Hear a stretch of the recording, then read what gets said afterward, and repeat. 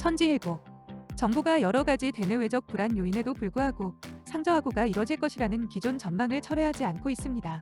하지만 경제계에선 극심한 가계부채와 중국을 포함한 세계 경제의 변수로 마냥 낙관하긴 힘들다는 분석이 나오고 있습니다. 앞서 추경호 경제부총리 겸 기획재정부 장관은 최근 여러 공식 행사에서 우리나라 하반기 경제 전망에 대해 긍정적으로 평가했습니다.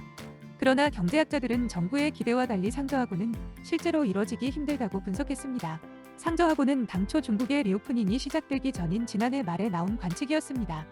중국의 리오프닝은 기대와 달리 효과가 크지 않았고 오히려 중국 경제는 부진을 겪고 있습니다.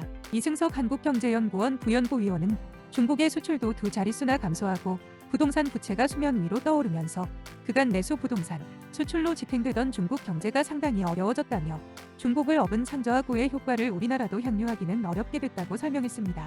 김대종 세종대학교 경영학부 교수도 우리나라 경제가 워낙 어렵고 상장 기업의 30%가 이자도 못 낼 정도로 어려운 상황인데다가 중국의 경제 위기가 한국에도 큰 영향을 줄 것이라며 중국의 위기로 우리나라 수출이 감소하는 것 외에도 부동산에 직접 투자한 금액, 무역 등 간접적인 부분을 통해 악영향을 받을 것으로 본다고 진단했습니다.